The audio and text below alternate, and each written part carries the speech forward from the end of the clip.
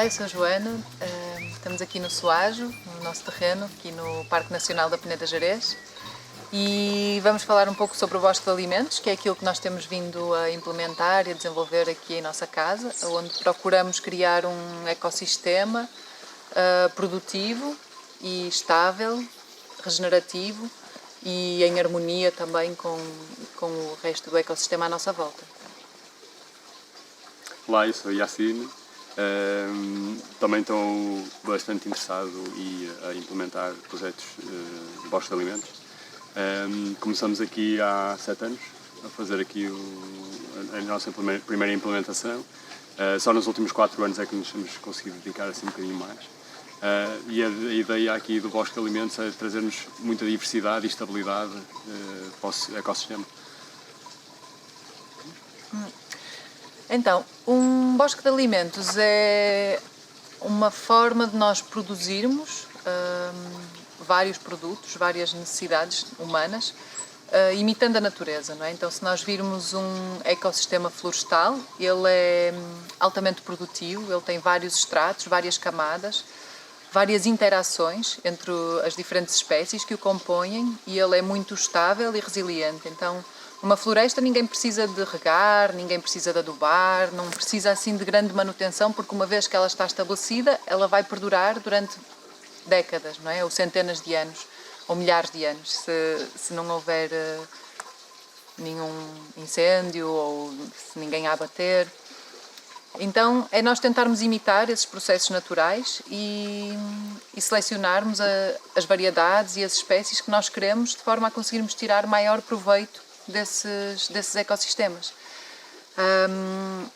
Então, num bosque de alimentos, nós trabalhamos principalmente com plantas que são perenes, então plantas que têm um ciclo de vida superior a 2 anos, como árvores e arbustos, e trabalhamos com as diferentes camadas, os diferentes estratos que a floresta tem.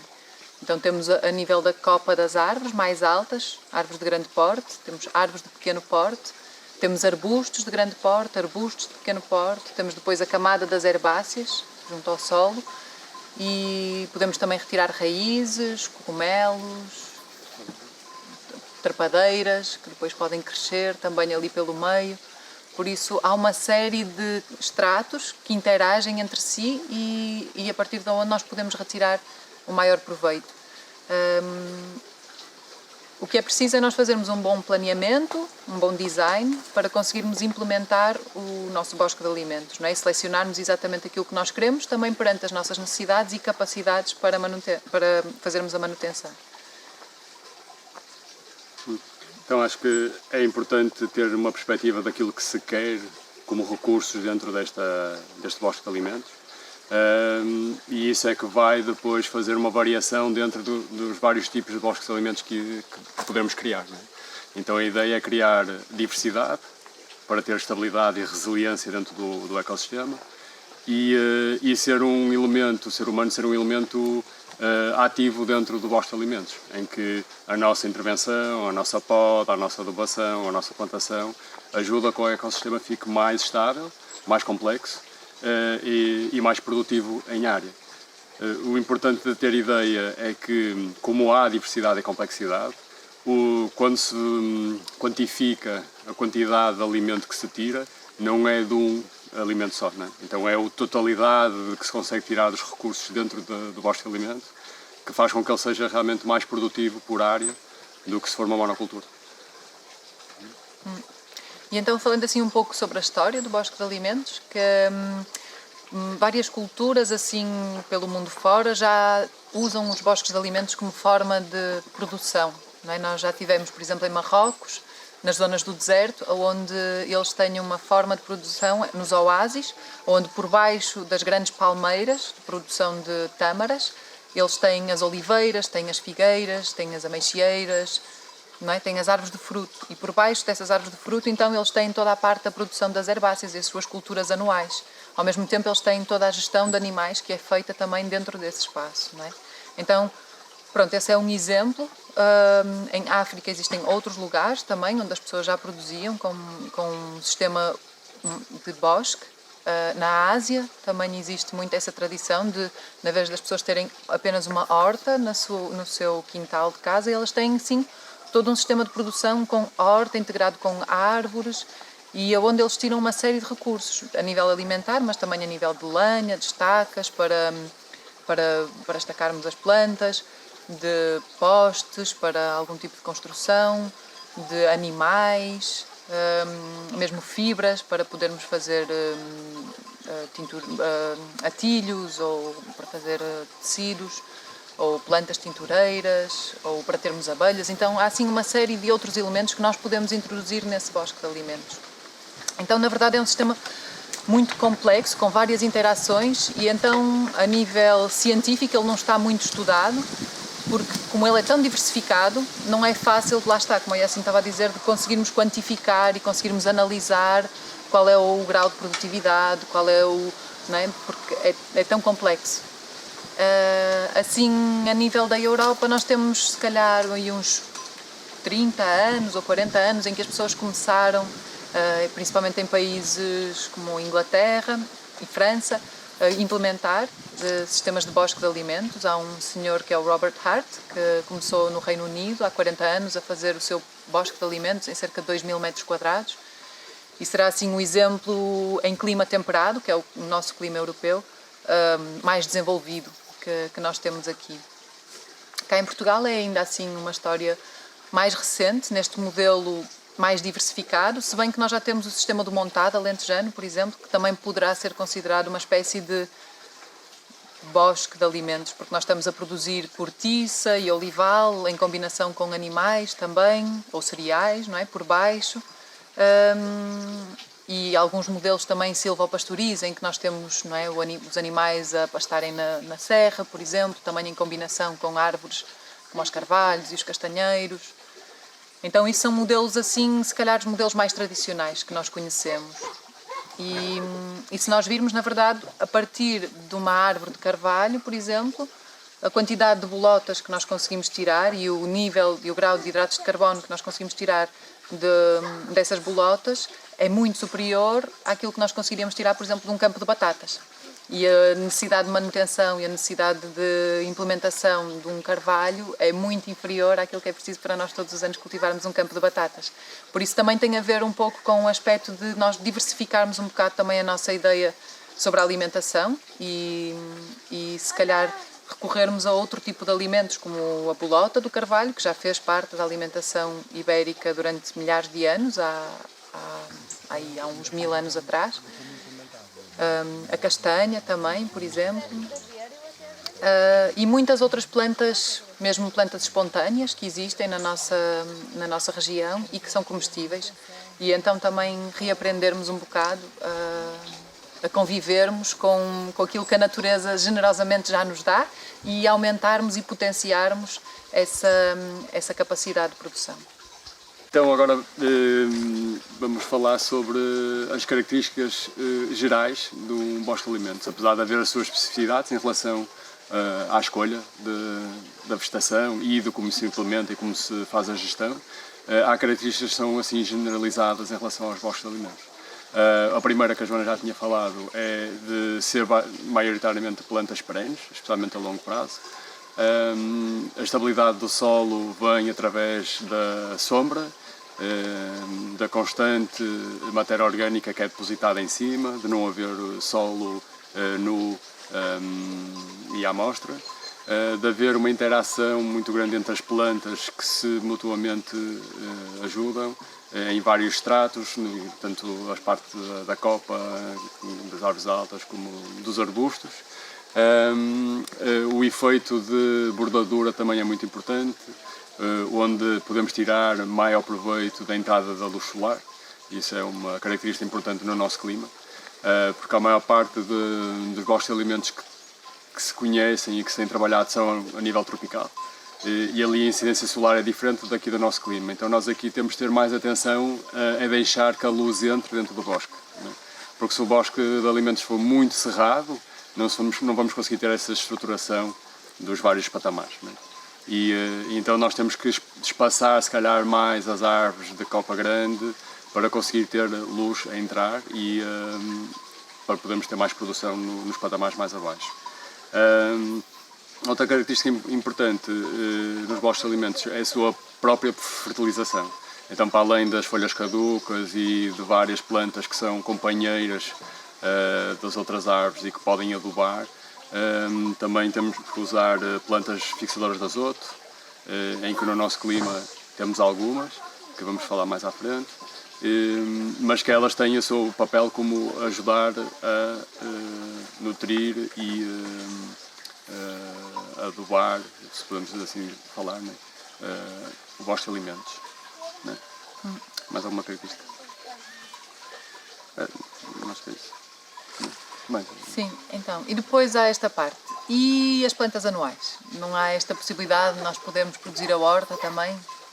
Há, porque nós dentro de um bosque podemos sempre fazer a criação de clareiras.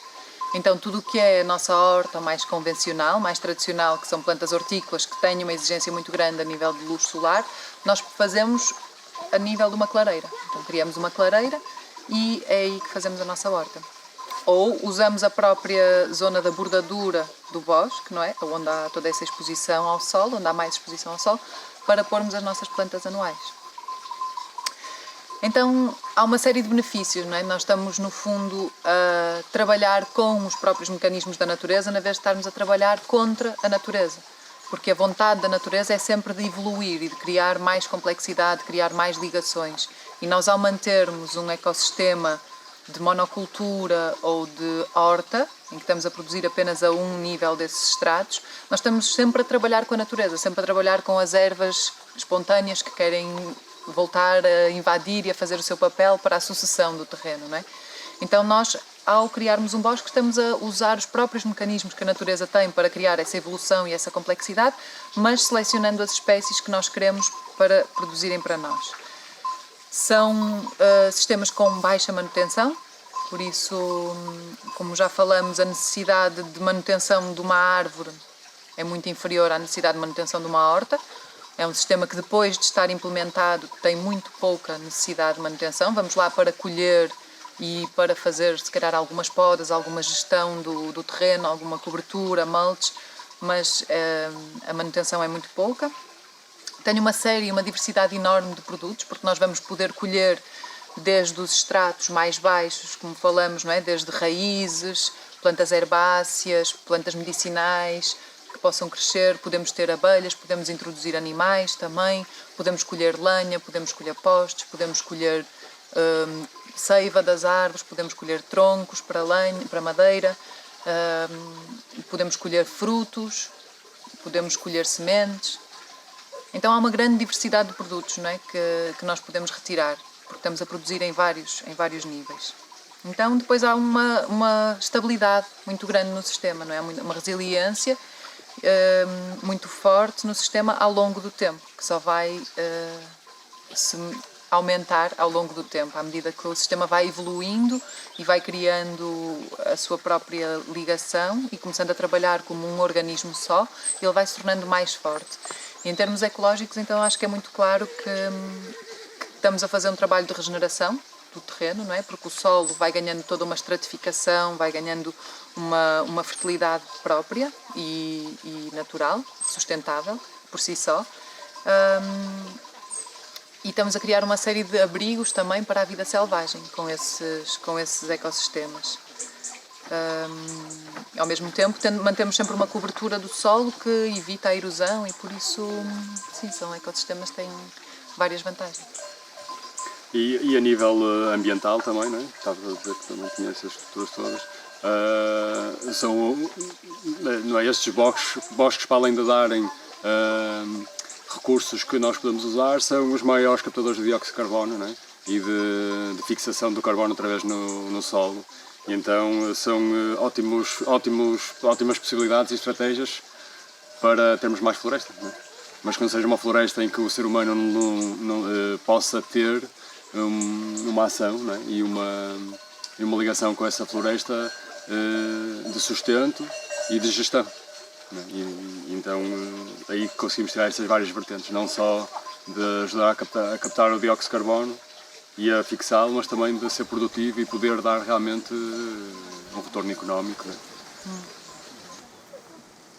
outra das características dos bosques de alimentos que, generalizado em qualquer lado que se faça um bosque de alimentos, temos que pensar, e observamos na natureza que isso acontece, é a sucessão natural do ecossistema. Então, o ecossistema vai ter sempre tendência, ou vai querer sempre, evoluir para um sistema mais complexo, mais diverso e mais estável.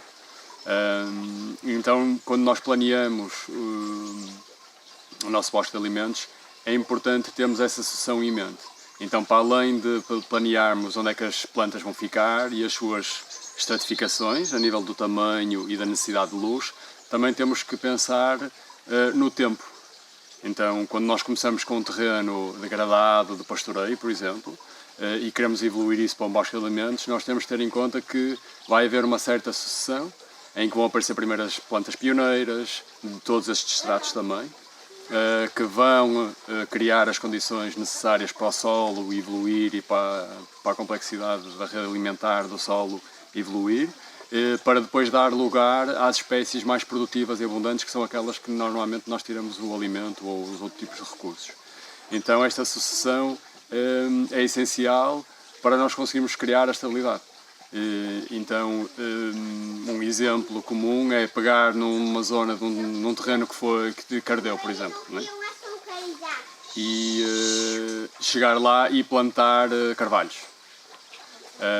Aí nós estamos a fazer um salto muito grande na sucessão, sem passar pelas etapas anteriores de regeneração do ecossistema em si, do solo, para poder depois suportar uma árvore como um carvalho, que já é no fim da sucessão, não é? Que já é quando o bosque está estável ou quando a floresta está estável.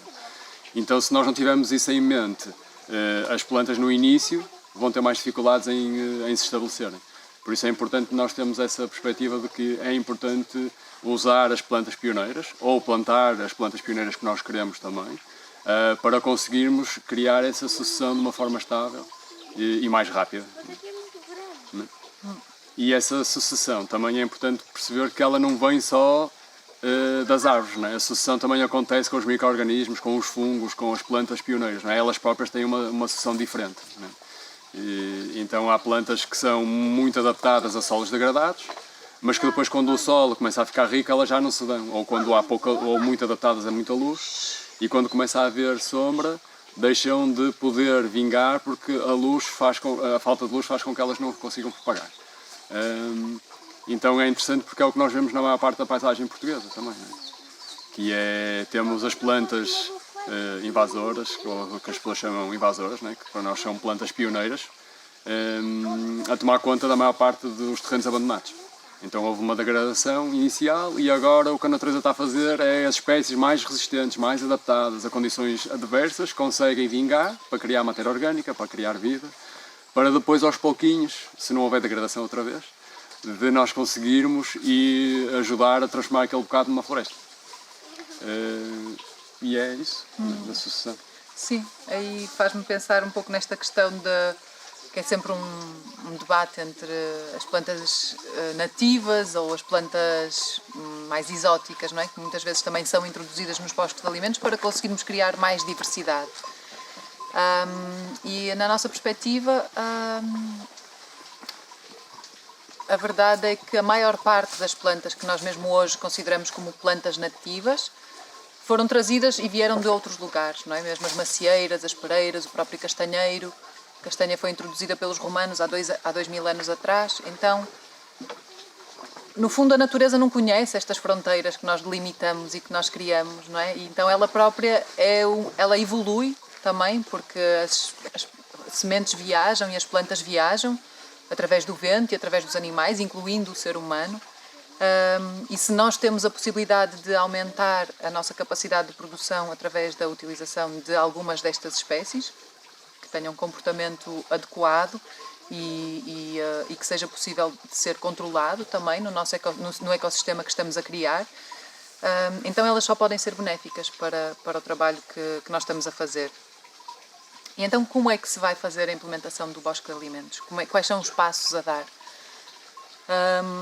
Então, muitas vezes nós começamos com solos que estão em condições degradadas, seja um terreno que está muito compactado, que sofreu de muita erosão, um terreno que sofreu de incêndio, E então pode ser necessário nós fazermos uma primeira intervenção para lavrarmos o terreno, para conseguirmos descompactar, no caso de ele estar compactado, para nesse momento aproveitarmos para fazer também as correções de pH necessárias. Por exemplo, nesta região o pH tendencialmente muito ácido. No nosso terreno o pH era entre 4.3 e 4.7, então a maior parte das plantas não consegue desenvolver-se com esse pH, é necessário subir um bocadinho através da adição de cal. Idealmente o pH será entre 5,5 e 6,5 para a maior parte das plantas, incluindo as árvores de fruto e mesmo outras plantas arbustivas e herbáceas. Por isso vamos fazer todos esses ajustes logo no início. Vamos fazer uma primeira intervenção a nível do solo para conseguirmos criar as condições de estrutura, de pH, de fertilidade, se for necessário também adicionarmos algum estrume, composto, para fazermos todos esses ajustes logo de início. Porque a partir daí então nós vamos trabalhar de uma forma a não voltar a perturbar e a remexer e a revolvermos o solo. Então nesse momento fazemos esse trabalho com a terra e depois vamos começar por implementar então as árvores, essa sucessão. E vamos partir das árvores de maior porte para as árvores de menor porte, para os arbustos, para as plantas herbáceas, para as plantas mais rasteiras, trepadeiras, por aí fora. Então vamos diminuindo a nossa escala a partir daquilo que é maior até ao mais pequeno. Então, pronto, começamos com a implementação das árvores que vão criar a copa do nosso bosque de alimentos, que vão criar a camada mais alta, definindo as plantas que têm uma altura maior para ficarem na zona norte do terreno e as plantas que têm uma altura mais baixa para ficarem numa vertente mais a sul, para permitir a entrada da luz no nosso sistema. Então podemos dizer que tudo aquilo que sejam árvores de maior porte, como os castanheiros, ou as nogueiras, ou as oliveiras, ou as figueiras, serão árvores que ficarão mais nessa zona a norte, para não criarem sombra. E tudo o que sejam as árvores como macieiras, pereiras, diospireiros, cerejeiras, ficarão numa zona... Se bem que a cerejeira é de grande porte, pode ficar também atrás. É aquelas partes que uma pessoa, se pudesse, voltava atrás. Então, essas ficam um pouco mais a sul. Então, vamos planear de forma a criar um espaçamento entre as árvores para permitir sempre essa entrada da luz. Permitirmos que o espaço que existe entre cada árvore de grande porte, as copas não se fiquem a tocar. Haja também... pelo menos metade do tamanho dessa copa para permitir a entrada da luz para as camadas arbustivas que vêm a seguir. Sim. Então então pegamos na parte da copa, sabemos o diâmetro que aquela árvore que nós queremos implementar vai ter quando ela for adulta, e espaçamos as árvores que são adultas, espaçamos as árvores das copas com espaçamento suficiente para elas não se tocarem, como estavas a dizer, mas para também dar mais espaço para pôr as arbustivas e as árvores de copa mais baixa. Então muitas vezes as árvores de copas mais elevadas são as em menos número dentro do terreno, não é? Porque se elas tiverem um número muito grande, elas vão fazer muita sombra. Então nós vamos tê-las assim mais espaçadas, não é? E dentro do terreno, para dar espaço para entre elas haver as árvores com um porte um bocadinho mais pequeno e os arbustos abaixo disso, né? Então planeamos, e por isso é que partimos primeiro das árvores de longo prazo de copas grandes, para nós conseguirmos as posicionar nos sítios certos, né? E depois entre elas aí é que já podemos jogar mais livremente de onde é que vamos para as outras árvores. Mas essas, como criam muita sombra, né? Temos que ter esse cuidado de realmente colocá-las no sítio certo, né?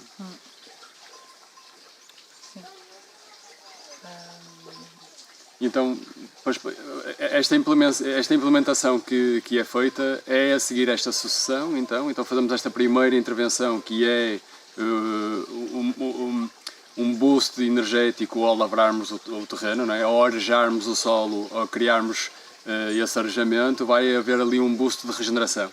Quer dizer que a reação que a natureza vai ter vai ser de criar vida, não é? De haver crescimento. Então nós aproveitamos e entre os sítios onde posicionamos as árvores de copa alta, copa média e os arbustos, de aproveitar para pôr as pioneiras para acelerar o processo. Então pomos leguminosas anuais, como o trevo, pomos gramíneas anuais, como o azevenho, o centeio, o sorgo, para cobrirem rapidamente o solo, para não ficar nada exposto, e para aproveitarmos esse rápido crescimento delas, para depois cortarmos-las e elas adubarem o solo. Então, nos primeiros 2 ou 3 anos fazemos essa intervenção 2 vezes por ano. Não é? No nosso clima temos 2 oportunidades para fazer isso, na primavera e no outono. Não é? E depois também adicionamos plantas já herbáceas que sejam não só fixadores de azoto, mas também sejam acumuladores de minerais. Por exemplo, as ortigas, a consolda, a daleira, a barbasco, são plantas que têm folhas grandes, raízes profundas e que vão buscar os minerais lá em baixo e pô-los disponíveis cá em cima. Então nós aproveitamos esta parte inicial, onde há muita luz a entrar no terreno porque as árvores estão pequeninas, não é? Para, em vez de deixar vir as ervas espontâneas, que se calhar não são tão interessantes para nós, ou que podem demorar algum tempo a acelerar o processo de regeneração, nós ou pormos mais energia, ou escolhermos as espécies, ou gerirmos e manejarmos essa área mais vezes, aceleramos o processo de regeneração. Então aí o resto das árvores vão beneficiar com esse crescimento e vão então também aos pouquinhos crescendo, e passado 3 a 5 anos começa a diminuir a necessidade e a capacidade de realmente pôr essas pioneiras no terreno. E aí começam a entrar mais as aromáticas, as árvores medicinais, os arbustos que entram aí também no início, não é? numa segunda fase de sucessão. Mas que depois também, nas zonas mais densas, elas também vão deixar de se darem porque não têm tanta luz. Então também pode haver uma transição de que no início as herbáceas vão ser plantas pioneiras que gostam muito da luz, tipo o alecrim, o tomilho, a alfazema, mas mais para a frente, quando já tivermos a copa das árvores, já só entram se calhar as framboesas, os morangos, as groselhas. Então também há uma transição na sucessão das plantas da água, do bosque de alimentos. Então o plano final tem que ter antes disso outro plano de outras plantas para conseguir fazer essa sucessão estável e contínua, não é? Porque se plantarmos sei lá, uma groselha muito exposta ao sol, ela não se vai desenvolver da mesma maneira. E se deixarmos o alecrim por baixo de uma árvore que tenha muita sombra e que não apanhe com sol, e ele não vai vingar, não é? Então é conseguir perceber quais são as espécies que trabalham em qual destas áreas da sucessão, para conseguir fazer um bom planeamento, não é? De distanciamento, especialmente das copas grandes, da orientação solar, como a Joana estava a dizer, e de não esquecer que é importante nós fazermos essa transição do que precisa de muita luz para depois, passado 5 anos ou qualquer coisa, para plantas que tenham capacidade de estarem em zonas com menos luz. Isso. E a escolha das árvores, não é? Também é importante aquilo que se escolhe no bosque de alimentos, não é? Então, na fase inicial da sucessão, queremos plantas com crescimento muito rápido, muito resistentes, fixadoras de azoto e de minerais. Mas das árvores que nós queremos que sejam abundantes e de produtividade, é interessante escolher variedades que sejam resistentes ou adaptadas ao clima onde nós estamos, não é? Tendo em conta que há alterações climáticas, não é? E vai continuar a existir. Por isso, tentarmos experimentar com coisas que possam ser um bocadinho fora do nosso clima, porque isso pode acontecer no futuro, não é? Variedades que sejam resistentes a doenças e variedades que sejam úteis para o objetivo inicial do bosque de alimentos, não é? Para terem uma ideia, existem centenas de variedades diferentes de citrinos, maçãs, peras, figos, não é? E então há um leque enorme para escolher. Se queremos maçã para comer, já, para quando se pega, se queremos maçã para conservar até ao inverno, se queremos maçã para fazer compota ou para secar, há uma variedade enorme de maçãs diferentes que pode depois entrar mais concretamente naquilo que se quer do objetivo do bosque de alimentos. Então, aqui temos um exemplo de uma horta criada numa clareira entre árvores, não é? Então é a zona que nós aproveitamos para produzir as nossas plantas anuais. Então podemos ver que todo o solo ele está coberto com matéria orgânica, então não existe solo exposto ao sol, ao vento, à chuva.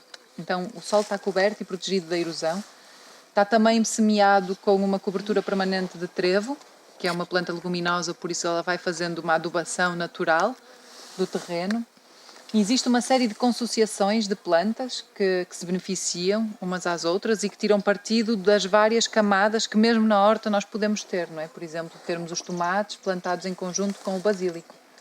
Agora já estamos assim no final da época, por isso já está tudo assim um bocado a ir para a semente e a acabar a sua época mais produtiva, mas ainda dá para ver um pouco essas consociações. Então as árvores de fruto que nós escolhemos para colocar aqui, elas são árvores que foram selecionadas para serem árvores de porte médio, como o pessegueiro, por exemplo. Esta pereira também vai ser podada para se manter num porte médio, para permitir sempre a entrada da luz nesta zona da horta.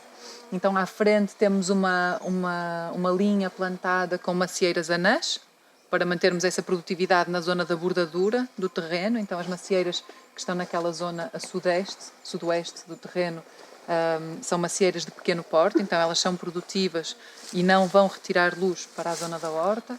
Temos também uma zona com a vinha plantada ao longo dessa bordadura, então que também beneficia desse sol que entra de sul, mas não vai fazer tanta sombra porque ela é mantida a cerca de 1 metro de altura. Então todas estas espécies são espécies que estão a interagir entre si e a apoiar a evolução e a manutenção da horta aqui, porque o solo, mesmo com todas estas raízes das árvores, ele vai sendo melhorado, a sua estrutura vai sendo melhorada e as próprias árvores beneficiam desta variedade que existe, porque ajuda a controlar as pragas também. Então o facto de nós não termos as plantas da mesma família plantadas muito próximas umas das outras ajuda a controlar pragas e doenças também, tanto para a horta como para as árvores de fruto.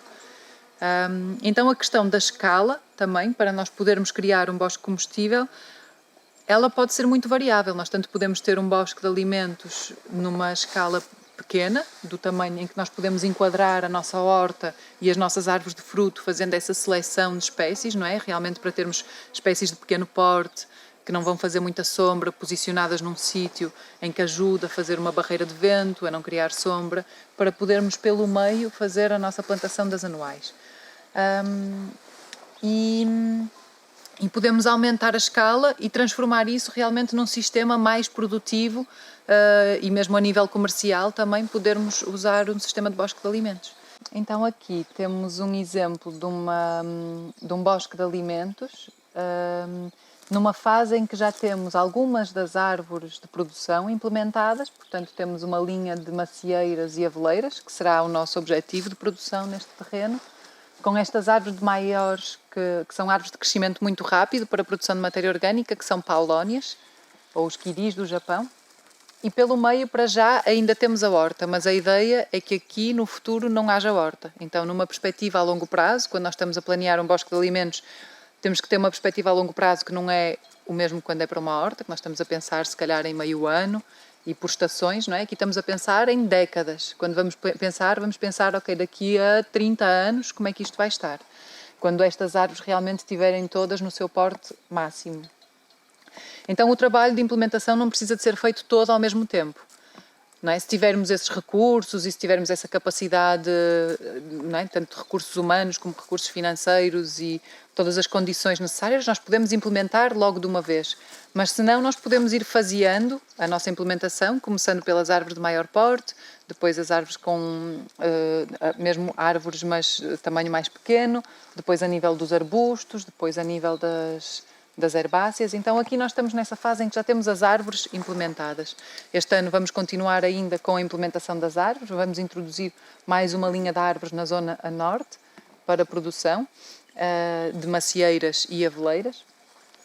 E esta horta, que neste momento ainda consegue crescer porque as árvores ainda não estão totalmente desenvolvidas e que poderá ainda existir aqui durante mais uns 3 anos, talvez, ela no futuro vai ser plantada com outro tipo de espécies, então serão espécies do subbosque. E aí estamos a falar mais de tudo o que é frutos do bosque, não é? Estamos a falar de framboesas, groselhas, mirtilos, sim? Depois a nível das herbáceas, morangos, a nível das plantas mais rasteiras podem ser morangos, por exemplo. Podemos escolher também outras plantas herbáceas que tenham finalidades medicinais ou que sejam plantas bioacumuladoras, plantas com raízes profundas que vão ajudar a trazer os minerais para a superfície para ajudar nas árvores de fruto, no crescimento das árvores de fruto, como é o caso do verbasco, ou das dedaleiras, ou da consolda, ou das ortigas. Podemos selecionar espécies que sejam boas para chás, por exemplo, como termos as malvas, os alecrins, as sálvias, não é? Posicionando essas numa zona mais a sul para poderem ter entrada de luz. Podemos escolher algumas trepadeiras, nós aqui vamos introduzir vinha também, como plantas trepadeiras que depois vão usar também a possibilidade de crescerem ao longo dos troncos das paulónias, por exemplo, que estão aqui apenas para a produção de matéria orgânica. Então, à medida que o bosque se vai desenvolvendo, as paulónias vão sendo podadas e essa matéria orgânica que é podada, ela é trazida de novo para a terra. Então, ela vai ser triturada e decomposta à volta das macieiras e das aveleiras para adubar o terreno.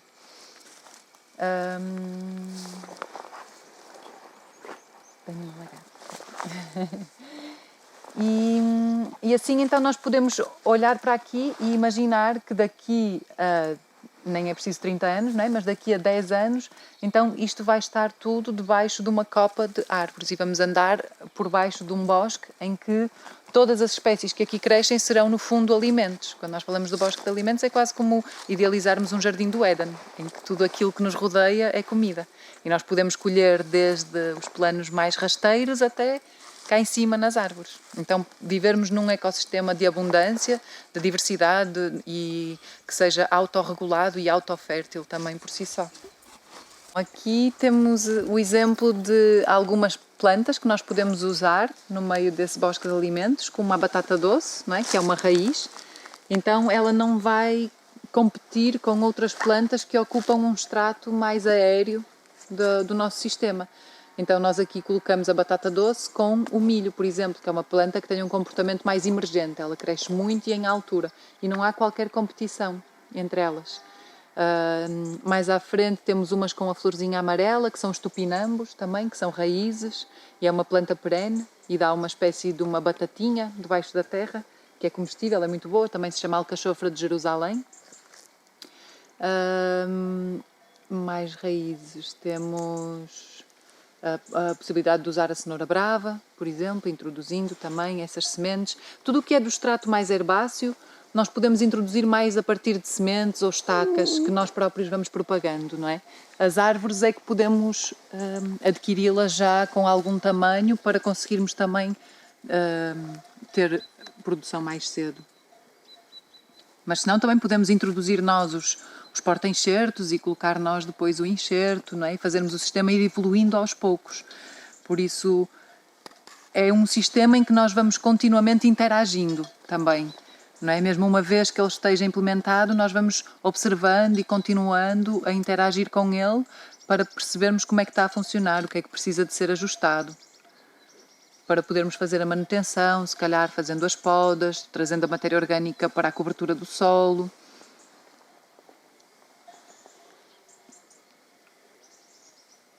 Podemos selecionar plantas como a couve galega, por exemplo, que é uma planta perene.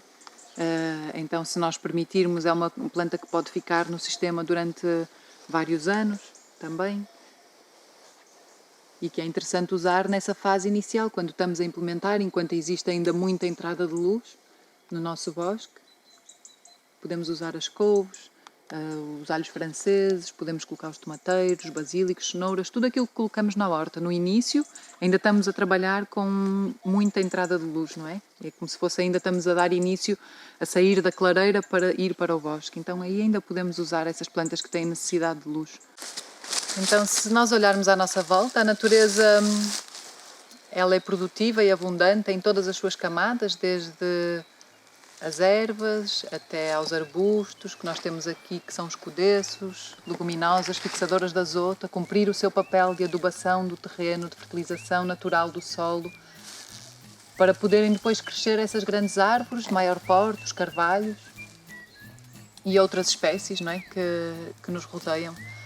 Mas nós podemos potenciar tudo isso e podemos aumentar essa capacidade de forma a que ela seja ainda mais produtiva para nós e que ela consiga fornecer as nossas necessidades elementares, principalmente a nível de alimento, mas também a nível de materiais de construção, e transformarmos as nossas práticas de produção de uma forma mais horizontal e extensiva numa forma mais vertical, mais intensiva, criando diversidade não só para nós, mas também para todos os outros seres que nos rodeiam, porque num sistema desses todos vão beneficiar, desde as minhocas e os micro-organismos da terra até aos passarinhos.